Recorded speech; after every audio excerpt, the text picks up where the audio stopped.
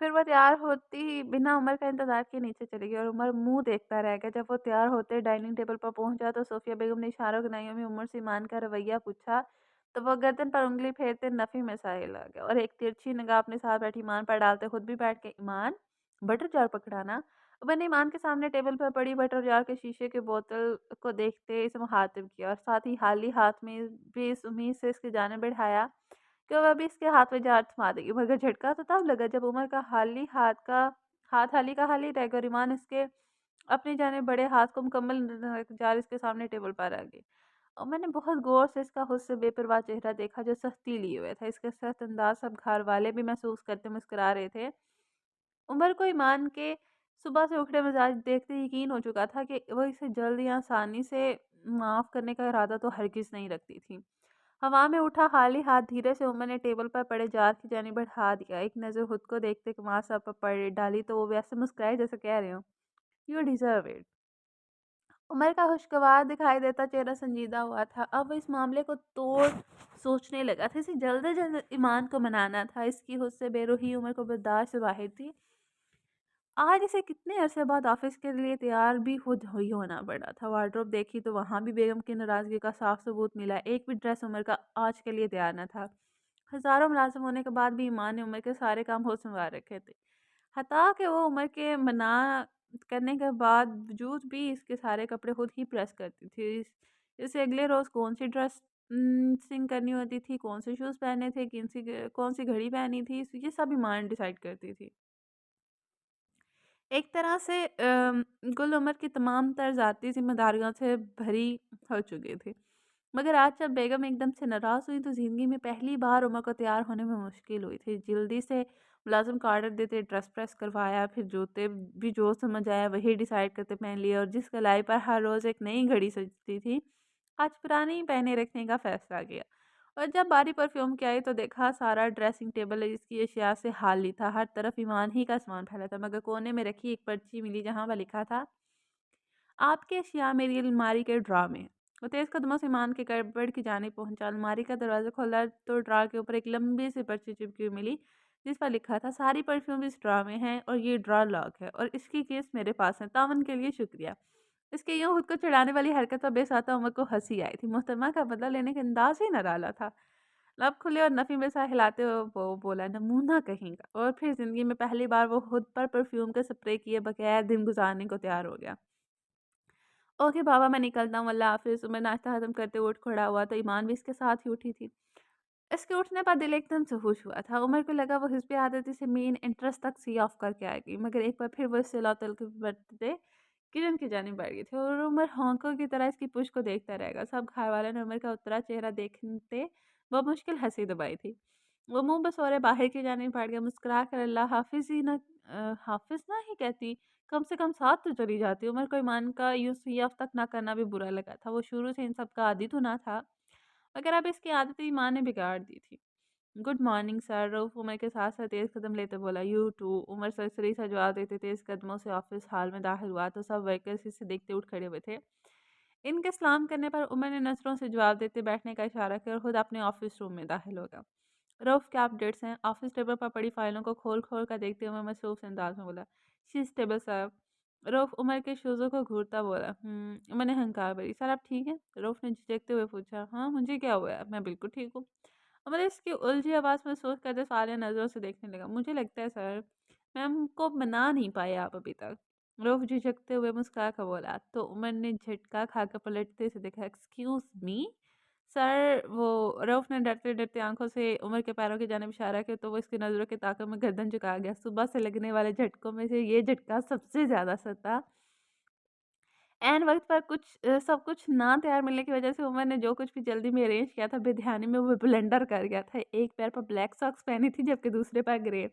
अपनी हालत देखते उमर ने एक नज़र रऊफ़ को देखा और ना चाहते हुए भी शर्मिंदा होने लगा। रऊफ़ ने बड़ी मुश्किल से अपनी हँसी दबाई मगर मुस्कुराहट ना छुपा सका। इसकी वो मज़ाक उड़ाती मुस्कान देखते उमर भी शर्मिंदा से मुस्कुराया था। अच्छा ठीक है, हो जाता है कभी-कभी, वैसे भी मुझसे पहली बार ही हुआ है, इतनी बड़ी बात नहीं है।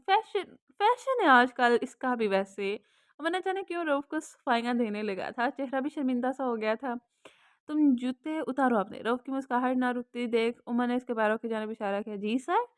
रऊफ़ की मुस्कान सिमटी। आई सेड शूज़ उतारो आपने। उमर के कहने पर रऊफ़ चिचकते हुए जूते उतारे। ये अपनी सॉक्स उतार के मुझे दो। उमर के हुक्म पर रऊफ़ का सारा मामला समझ गया। वो फटी नज़रों से उमर को देखने लगा। फिर इसकी सख्त नज़रें खुद पर देखते आराम से अपनी जुराबें उतार गया। ये ले सर। रऊफ़ ने खामोशी से अपनी जुराबें उमर के हाथ में थमा दी और उमर ने तो इन्हें नुक्कड़ से ऐसे थामा जैसे छू तो। सुनो, वो कुछ सोचते बोला, जी सर, ये सॉक्स साफ़ है? आई मीन आप जो धुली पहन के आए हो ना? जी, जी सर, साफ़-सुथरी हैं, अभी आते हुए खरीदी है मैंने। वो मेरी वाइफ़ भी लेके गई है ना, तो सारी धोने वाली पड़ी हुई थी, इसलिए आज न्यू लेकर आया हूँ। रऊफ़ मुस्कुराते हुए वज़ाहत कर गया, ओके, ओके। अच्छा सुनो, उमर फिर से कुछ सोचते जुराबें हनूज़ बाजू फैलाए, उससे कोसों दूर पकड़ी हुई थी। जी सर, पाँव साफ़ थे तुम्हारे? आई मीन पैर तो धोकर जुराबें पहनी थी ना?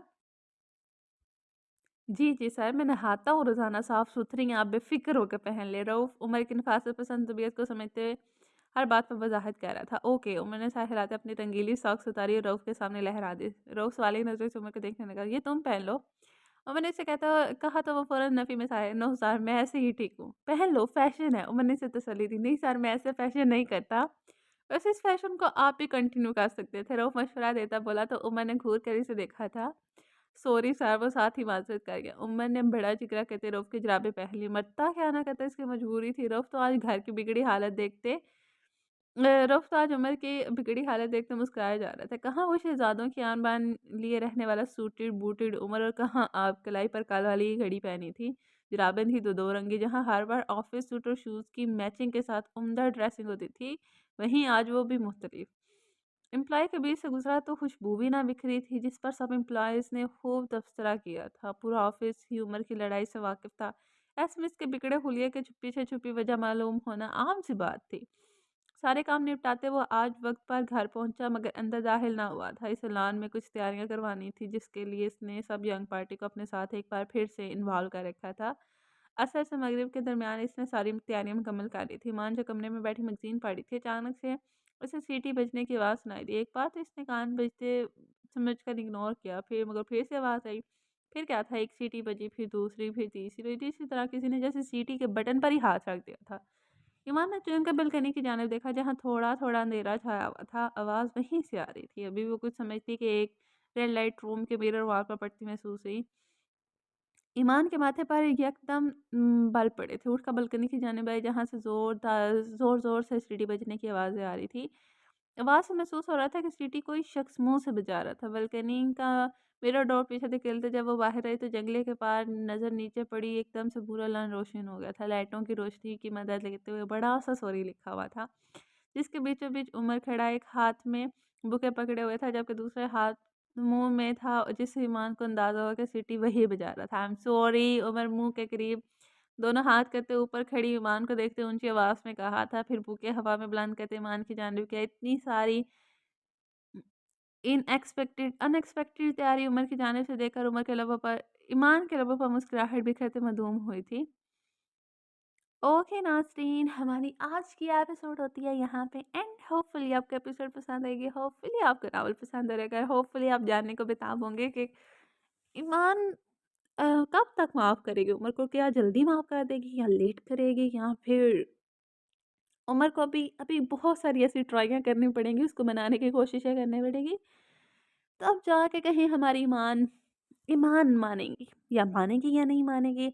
ब्लाउज और हनी का क्या सीन चल रहा है? ये सब देखने के लिए मिलते हैं नेक्स्ट एपिसोड के साथ।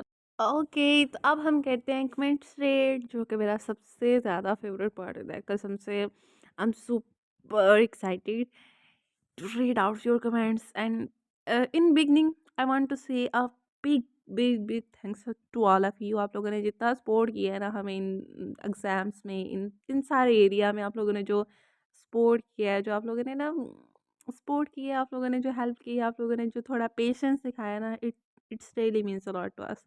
एंड आप लोगों की जो दुआएं थी वो उनके लिए तो यार दिल से शुक्रिया, बहुत बहुत ज़्यादा शुक्रिया। तो चलिए कहते हैं आज के कमेंट्स रीड। उम्मीद मदीहा ने किया है कि very very nice happy, thanks for your struggle. आप जैसे सोचा वैसे ही लिखें, good job. And when is next, can you give yesterday a long happy, here's the episode and thanks a lot dear, thanks a lot. And हाँ जी, वैसे ही लिखेंगी writer, इस पे तो कोई शक नहीं है। And hope so hope so आप लोगों को ये एपिसोड पसंद भी आएगी और ये आप लोगों की लंबी भी हो गई, नहीं तो इससे नेक्स्ट पे थोड़ी सी कोशिश करेंगे यार, थोड़ा सा भी स्केड्यूल बिजी जा रहा है तो उस लिहाज से ना टाइम मैनेजमेंट नहीं हो रही और एपिसोड लिखने में थोड़ा सा राइटर को ना डिफ़िकल्टी पेश आ रही है, तो इसलिए देखते हैं फिर नेक्स्ट क्या होता है। आगे आता है कि एम शाहिद नूर ने किया है, Iman should not forget Umar very easily, the episode was amazing, thanks a lot dear. भैया जानी ने हार्ट्स भेजे हैं, थैंक्स। मोहम्मद कासिम ने कहा हाय उमर के आंसू तो मेरा दिल भी भोजल कर गए थे, है ना। मर्द रोए तो ऐसा ही होता है, फील ऐसी ही आती है। समरीन समरीन ऋषि ने कहा हाय बेचारा उमर और उसके आंसू, इतने दिन बाद और इतनी सी यहाँ पे दिल नहीं भरा, थोड़ा सा बड़ा होना चाहिए था, नेक्स्ट यहाँ पे थोड़ी बड़ी, थोड़ा लॉन्ग दीजिएगा।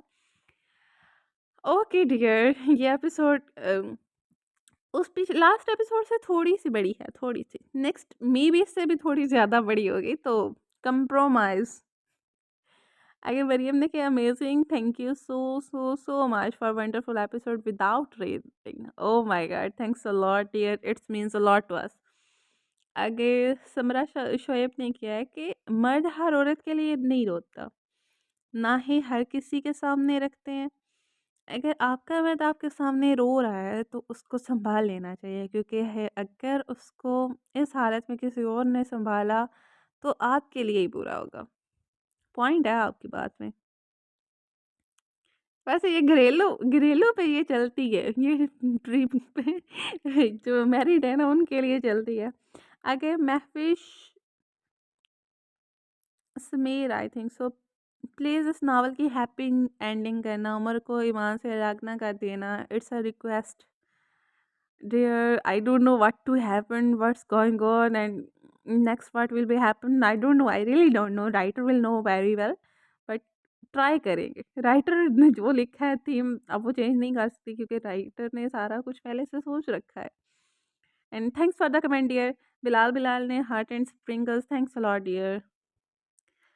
आगे जी जोया रानी 7667, Iman should not forgive Umar very easily, and episode fantastic, mind blowing, super duper rocking. Please, please, please, Rosanna, episode upload करें. Okay, thank you. Thanks for the compliment and thanks for the suggestion, dear. And I think so. मैं पहली दफ़ा आपका comment read कर रही हूँ. I think so, but I'm not sure. और इसके बाद इंशाल्लाह डियर कोशिश करेंगे, आप लोग दुआ करो हमारे लिए ना ये आसान नहीं हो, थोड़ा सा मैनेजमेंट कर पाए। आगे मीनू ने किया है कि amazing, thank you dear, thanks a lot. Rameen Gul, Iman को उम्र को इतनी जल्दी तो माफ़ नहीं करना चाहिए।